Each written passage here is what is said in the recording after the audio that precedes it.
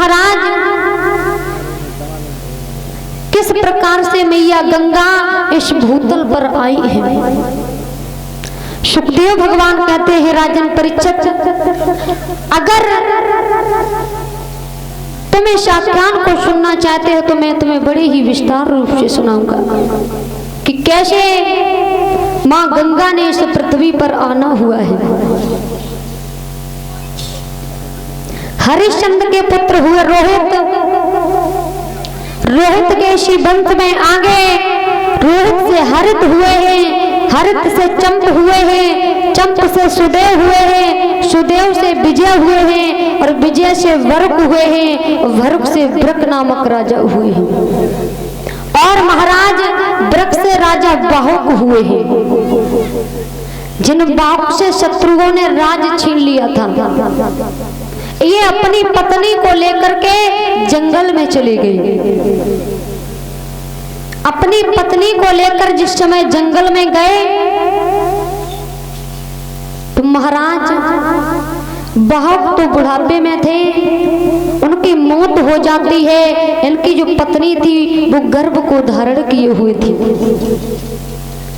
जब इनकी पत्नी इनके साथ में सती होने के लिए चली तो संत ऋषियों ने इन्हें रोक दिया है, क्योंकि उन्हें पता है इनके गर्भ धारण है और ऐसा तेजस्वी ब्राह्मण पैदा होगा जो मां गंगा को इस भूतल पर लाएगा। अगर ये सती हो गई तो इनका वंश आगे नहीं बढ़ेगा, गंगा मैया भूतल पर नहीं आएगी। इनकी शौतें जो थी और इन्होंने इन्हें विष दे दिया था, क्योंकि विष दे करके मारना चाहा।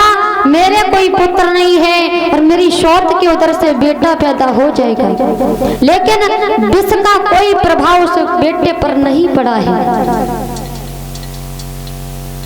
धीरे धीरे समय पूर्ण होने के बाद एक पुत्र का जन्म हुआ है। जिस पुत्र का जन्म हुआ जो हाथ में गर को लेकर पैदा हुए, गर माने विष, जो विष उनकी शौतों ने उन्हें मारने के लिए दिया था, गर को लेकर के पैदा हुए। इस प्रकार उनका नाम रखा गया सगर।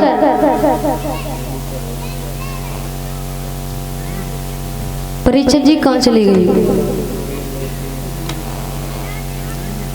और हम का करे, मेरी तभी नजर जाते जब बिहन से चली जा जब कहा तो इन्हें खुआपत तभी देखती जब हम हटे जा और बैठे रहता वो कहूँ सुतना ही करी।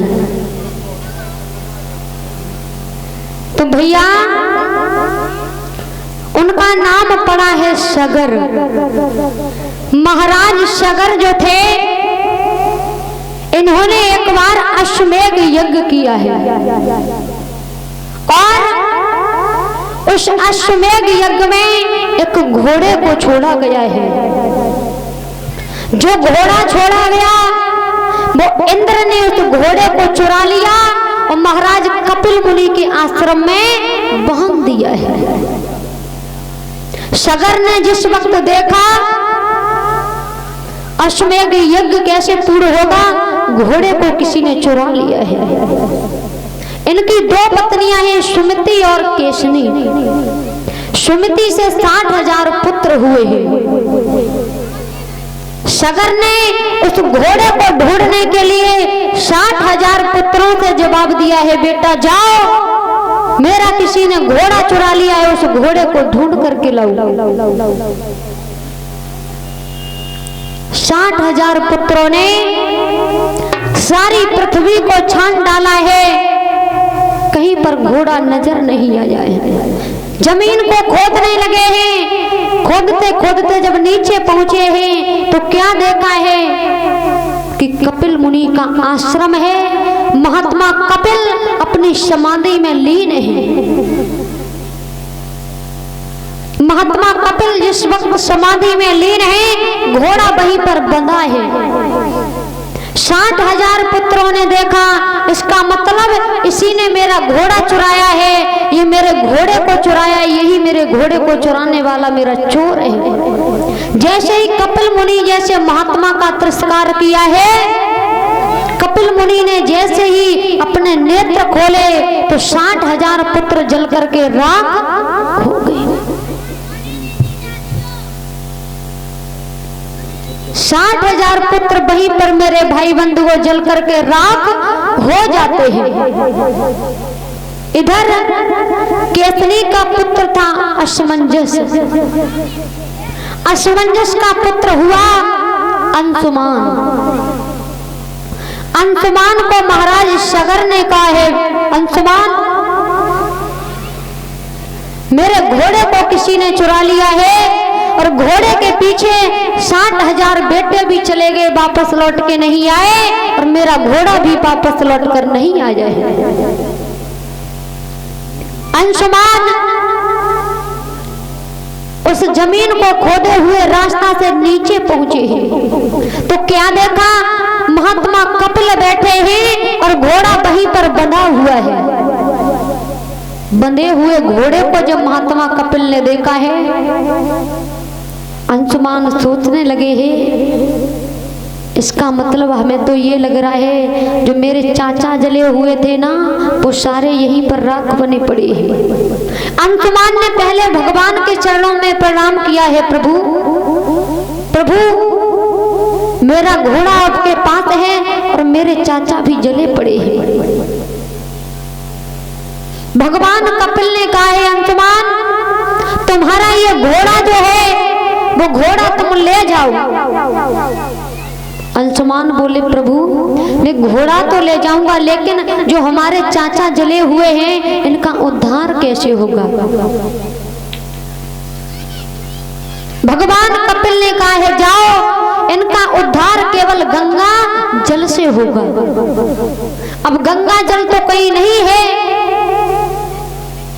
अंशुमान घोड़े को लेकर के आए हैं और हजारों वर्ष तपस्या की है कि मैं गंगा को पृथ्वी पर लाऊं और अपने चाचों को जले हुए हैं इनका उद्धार करूं।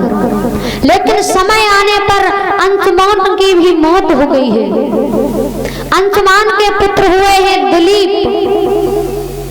दिलीप ने भी गंगा जी को भूतल पर लाने के लिए हजारों वर्ष तपस्या की है लेकिन समय आने पर उनकी भी मौत हो गई है। दिलीप के पुत्र थे भागीरथ।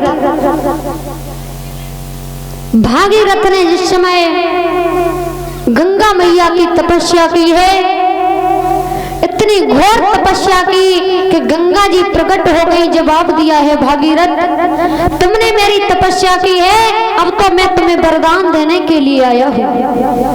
गंगा मैया ने वरदान का नाम लिया और पूछा है, भागीरथ आप मुझे बताएं कि तुमने घोर तपस्या क्यों की है। भागीरथ बोले, मैया माँ मैं तुम्हें इस भूतल पर लाना चाहता हूँ, केवल मैं तुम्हें इस पृथ्वी पर ले जाना चाहता हूँ।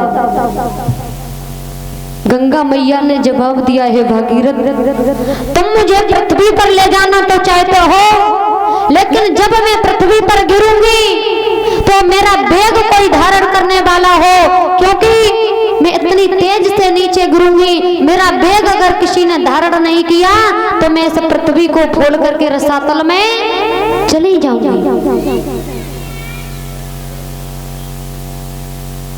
भागीरथ ने जवाब दिया, मैया आप उसकी चिंता ना करें, आप उसकी चिंता ना करें, आप पृथ्वी पर आने के लिए तैयार हो जाएं, मैं वो सब कुछ कर लूंगा। भागीरथ वहां से भाग पड़े हैं, भगवान भोले बाबा के पास पहुंचे हैं। भोले बाबा की तपस्या की है, प्रभु मैं गंगा जी को भूतल पर लाना चाहता हूँ और गंगा मैया ने कहा है कि मैं भूतल पर जब आऊंगी तो मेरा बेग कोई धारण करने वाला हो। अगर मेरा बेग नहीं किसी ने धारण किया तो मैं पृथ्वी को फोड़ करके रसातल में चली जाऊंगी। आज मेरे भाई बंधुओं, महाराज भोले बाबा गंगा जी के बेग को धारण करने के लिए तैयार हुए हैं। इधर मैया गंगा जैसे ही स्वर्ग से गिरी हैं तो भोले बाबा ने अपनी जटाओं से नीचे बहा दिया है। भोले बाबा ने जिस समय जटाओं से नीचे गंगा जी को बहाया है, अब तो भक्त भगवान के नाम का गाना गाने लगे हैं।